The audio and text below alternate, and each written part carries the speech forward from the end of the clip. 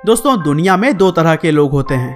पहले तो वो जो ईमानदारी और कानून के दायरे में रहकर मेहनत करके पैसे कमाते हैं, और दूसरे वो जो मेहनत की जगह बेईमानी और स्कैम करके पैसे कमाने की इच्छा रखते हैं। और अगर भारत की बात करें तो यहाँ पर एक से बढ़कर एक घोटालेबाज देखने को मिल चुके हैं, और दुर्भाग्य से यह सभी घोटालेबाज पकड़े ही नहीं जाते, क्योंकि कुछ शातिर लोग पहले ही अपना बंदोबस्त करके किसी दूसरे देश में भाग जाते हैं। और अगर आप गौर करेंगे तो पाएंगे कि घोटाला करने वालों में से ज्यादातर लोग भागने के लिए लंदन को ही चुनते हैं। अब चाहे वह विजय माल्या हो, नीरव मोदी हो या फिर ललित मोदी, लेकिन स्कैम सामने आने के बाद से इन लोगों की पहली पसंद लंदन ही होती है। लेकिन अब यह सवाल उठता है कि आखिर लंदन में ऐसा क्या है कि यह लोग स्कैम करने के बाद से वहीं जाना पसंद करते हैं। और दोस्तों, आज की हमारी इस वीडियो में भी हम आपको इसी सवाल का ही जवाब देने की कोशिश करेंगे। तो चलिए इस मजेदार और इंटरेस्टिंग वीडियो को शुरू करते हैं।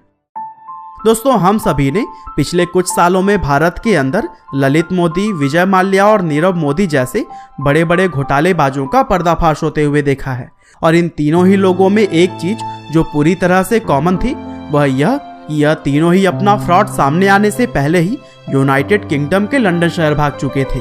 और जिस तरह से ये इतना बड़ा स्कैम करने के बाद भी आज तक पकड़े नहीं गए हैं, इससे यह बात तो साबित हो जाती है कि लंदन या फिर कहें कि पूरा यूनाइटेड किंगडम ही इन भगौड़े लोगों के लिए काफी सुरक्षित जगह है।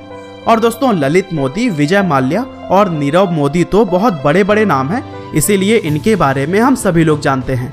लेकिन आपको बता दें कि इनके अलावा भारत के बहुत से छोटे छोटे घोटालेबाज भी भागने के लिए लंदन को ही चुनते हैं। और एक रिपोर्ट के अनुसार साल 2013 से लगभग 6000 फ्रॉडस्टर्स और क्रिमिनल्स भारत से हमेशा के लिए ही यूके का टिकट कटा चुके हैं। लेकिन दोस्तों, चलिए अब हम बात करते हैं उन कारणों की जिसकी वजह से यह सभी लोग छिपने के लिए यूके को ही चुनते हैं। तो दोस्तों, क्रिमिनल्स और घोटालेबाजों द्वारा छिपने के लिए लंदन को चुनने का सबसे पहला कारण है वहाँ के स्ट्रॉन्ग ह्यूमन राइट्स कानून। यानी कि यदि यूके की अदालतों को लगता है कि अगर वह अपने देश में रह रहे किसी व्यक्ति को दूसरे देश को सौंपेंगे तो उसको टॉर्चर या फिर मौत की सजा सुनाई जाएगी, तो ऐसे में यूके की अदालत उस व्यक्ति को सौंपने से इनकार कर सकती है। और यूके के इन मजबूत ह्यूमन राइट्स कानूनों का फायदा सिर्फ भारत ही नहीं बल्कि दुनिया भर के बहुत सारे भगौड़े और क्रिमिनल्स उठाते हैं। और दोस्तों, अगर हम सिर्फ अपने भारत के भगौड़े लोगों की बात करें तो उनके लंदन जाने का एक मुख्य कारण यह भी है कि यूनाइटेड किंगडम का लीगल सिस्टम लगभग भारत की तरह ही काम करता है। और यही वजह है कि इन लोगों को नए देश के नए कानून को समझने में ज्यादा समय बर्बाद नहीं करना पड़ता, और इससे इन लोगों को बहुत मदद मिलती है। इसके अलावा यूके इसलिए भी भगौड़ों को पनाह देता है क्योंकि वह जानता है कि अपने देश से भाग रहे लोग मोटा पैसा लेकर उसके देश में आएंगे, और इसीलिए यूनाइटेड किंगडम उन भगौड़ों का बाहें फैलाकर स्वागत करता है। और दोस्तों, सिर्फ स्वागत ही नहीं करता बल्कि उन भगौड़ों को स्पेशल सर्विसेज भी प्रोवाइड करता है, जिसमें कि गोल्डन वीजा जैसी सुविधा भी शामिल है।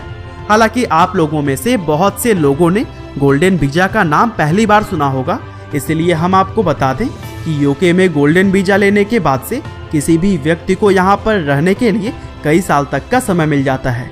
लेकिन ये गोल्डन वीजा प्राप्त करने के लिए उस व्यक्ति को यूके के अंदर 2 मिलियन पाउंड्स का बड़ा इन्वेस्टमेंट करना पड़ता है। और यूनाइटेड किंगडम को यह पता होता है कि कोई भी क्रिमिनल पनाह पाने के लिए यह इन्वेस्टमेंट बड़े ही आसानी से कर देगा। और फिर इन्वेस्टमेंट करवाने के बाद से यूके की इकोनॉमी और जीडीपी स्ट्रांग होती जाती है। और दोस्तों, अगर बात करें इन भगौड़े लोगों की तो गोल्डन वीजा प्राप्त करने पर उन्हें यूके के अंदर और भी बहुत सारी सुविधाएं मिल जाती हैं। और इन सुविधाओं में सबसे अहम सुविधा यह होती है कि जिस भी व्यक्ति के पास यह गोल्डन वीजा होता है उसके ऊपर यूके का कोई भी सख्त कानून लागू नहीं किया जाता, और यह लोग बड़े आराम से यूके के अंदर अपनी आगे की लाइफ को प्लान करते हैं। और दोस्तों, इतना ही नहीं, गोल्डन वीजा के अलावा भी यूके इन लोगों को और भी बहुत सारी प्रीमियम सर्विसेज प्रोवाइड करता है, जिनकी मदद से अगर यह लोग चाहें तो अपना पूरा जीवन भी यूके के अंदर आराम से बिना किसी चिंता के बिता सकते हैं। और इसीलिए यह कहना बिल्कुल गलत नहीं होगा कि यूके पैसों के लालच में इन भगौड़ों को पनाह देता है। वैसे दोस्तों, आपको बता दें कि भारत और यूनाइटेड किंगडम के बीच 1992 में प्रत्यर्पण संधि साइन की गई थी, जिसका मतलब यह है कि यह दोनों ही देश एक दूसरे देश के भगौड़े लोगों को एक दूसरे को सौंपने के लिए राजी हुए थे। लेकिन आपको यह जानकर काफ़ी हैरानी होगी कि 1992 से अब तक यूके ने भारत को सिर्फ एक भगोड़ा व्यक्ति ही सौंपा है, जबकि पिछले साल ही भारत ने यूके को 57 भगोड़ों की लिस्ट दी थी जो कि भारत से भागकर यूके में छिपे हुए हैं। और दोस्तों, भारत जब भी यूके से किसी भी व्यक्ति को सौंपने के लिए कहता है तो फिर यूके कुछ न कुछ बहाना बना देता है। उदाहरण के लिए विजय माल्या की अगर बात करें तो यूके का कहना है कि भारत की जेलें विजय माल्या को कैद करने के हिसाब से ठीक नहीं है और इसी कारण यूके विजय माल्या को नहीं सौंपता है। और दोस्तों, यूके द्वारा कही गई इस बात से यह साफ जाहिर होता है कि विजय माल्या को बचाने के लिए ह्यूमन राइट्स के कानूनों का वह गलत इस्तेमाल कर रहा है। और सिर्फ विजय माल्या ही नहीं बल्कि और भी जितने भगोड़े लोग भारत से भागकर यूके में छिपे हुए हैं उन सभी के लिए यूके इसी प्रकार के बहाने बनाते हुए नजर आता है।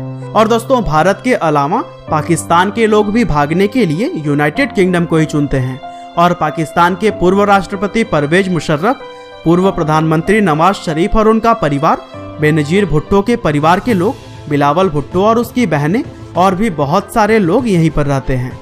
और दोस्तों, भारत से यूके भागे हुए इन भगोड़े लोगों में सिर्फ स्कैम करने वाले लोग ही नहीं बल्कि हत्यारे और आतंकवाद फैलाने वाले लोग भी शामिल होते हैं। उदाहरण के लिए साल 1993 में हुए गुजरात ब्लास्ट का आरोपी टाइगर हनीफ भी यूके के अंदर ही छिपा हुआ है। इसके अलावा टी सीरीज कंपनी के फाउंडर गुलशन कुमार की हत्या का आरोपी नदीम सैफी भी काफी लंबे समय से यूके के अंदर ही छिपा हुआ है। और दोस्तों, इन्हीं की तरह ही ना जाने कितने ही आरोपी भारत से भागकर यूके में छिपे बैठे हैं। और इन सभी बातों से यह साबित होता है कि यूके अपने लालच की वजह से इन फ्रॉडस्टर्स, घोटालेबाजों और यहाँ तक कि आतंकवादियों को भी अपने देश में पनाह देता है। और जब भारत यूके से इन अपराधियों को सौंपने की मांग करता है तो वह ह्यूमन राइट्स का गलत इस्तेमाल करते हुए अपराधियों को ना सौंपने का कुछ न कुछ बहाना बना ही देता है। लेकिन दोस्तों, हम आपको बता दें कि यूके दुनिया के हर एक देश के साथ इस तरह की बहानेबाजी नहीं करता है। उदाहरण के लिए अमेरिका ने साल 2004 से 2011 के बीच यूके से 130 भगोड़े लोगों को सौंपने की रिक्वेस्ट की थी, जिसमें से यूके ने सिर्फ 10 को ही रिजेक्ट करके बाकी लोगों को सौंप दिया था। और दोस्तों, इसीलिए इस चीज का भी काफी फर्क पड़ता है कि सामने वाला देश कौन सा है और वह यूके पर कितना दबाव डाल सकता है। और हम अगर अपने भारत की बात करें तो भारत के द्वारा यूके पर कोई बहुत ज्यादा दबाव नहीं बनाया जाता, जिसकी वजह से यूके बड़े ही आसानी से बहाने बना देता है। और दोस्तों, इसीलिए हम यह भी कह सकते हैं कि यह भगोड़े लोग जो आराम से यूके में छिपे बैठे हैं, इसके पीछे कहीं ना कहीं हमारा देश खुद भी जिम्मेदार है। उम्मीद करते हैं कि आपको आज की हमारी यह वीडियो जरूर ही पसंद आई होगी।